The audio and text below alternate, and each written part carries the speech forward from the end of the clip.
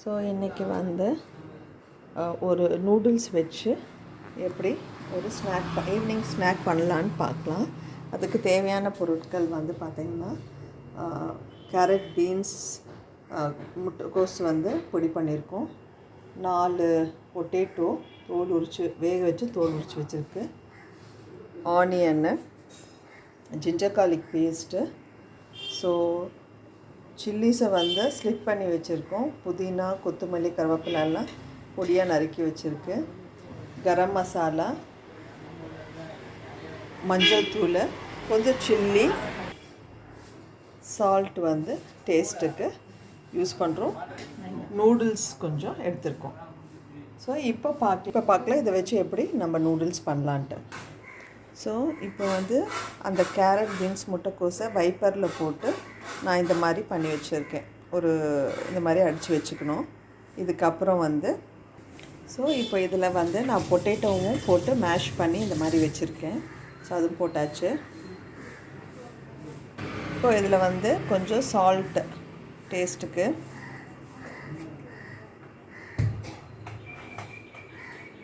இதில் வந்து ஒரு ஆனியன், ஜிஞ்சர் கார்லிக் பேஸ்ட் கொஞ்சம்,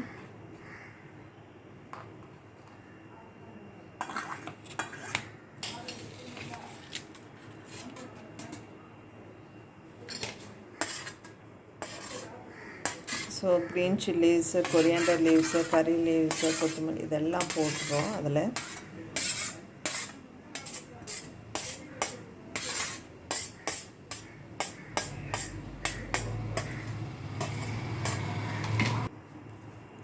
கொஞ்சம் சில்லி பவுடரு,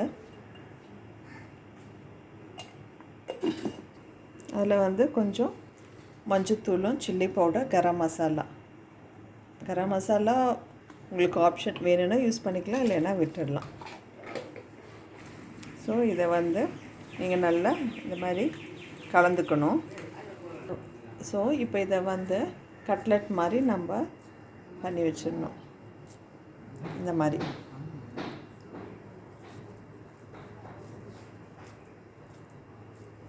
ஸோ நம்ம வந்து இந்த மாதிரி தட்டி வச்சுக்கணும். ஸோ ரொம்ப சூப்பராக இருக்குது.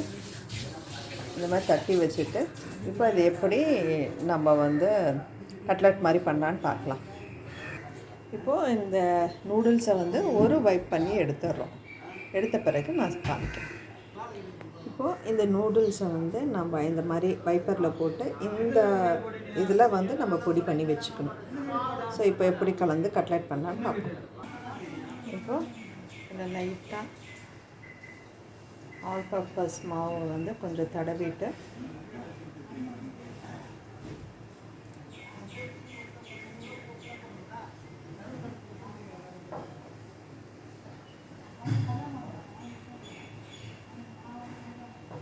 இதில் அப்படியே கொஞ்சம் இது பண்ணிவிட்டு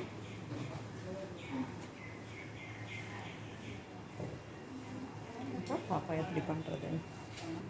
ஸோ இந்த மாதிரி நம்ம செஞ்சுட்டு இப்போ வந்து நம்ம ஆயிலில் கொஞ்சமாக ஆயில் போட்டு நம்ம வந்து கட்லெட் பண்ணுறோம். சூப்பராக இருக்குது. இப்போ பார்ப்போம். கடாயில் வந்து எண்ணெய் ஊற்றி வச்சுருக்கோம். ஸோ இது காயிற வரைக்கும் வெயிட் பண்ணலாம். கட்லெட்டை போட்டு நம்ம எடுக்கலாம்.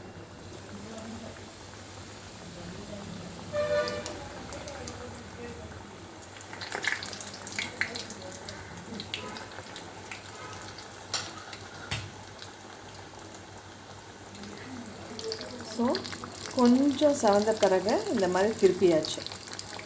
அது மாதிரி கொஞ்சம் அப்படியே திருப்பி எடுக்கணும்.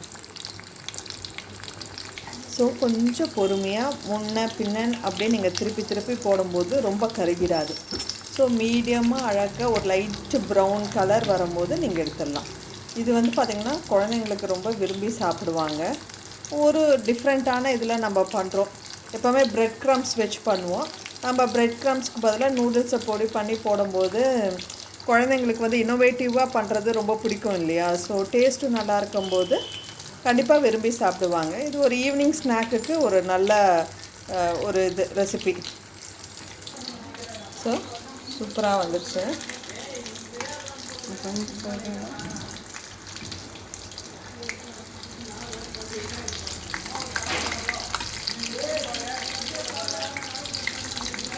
பார்த்தீங்கன்னா நல்ல லைட் ப்ரௌன் வந்துடுது.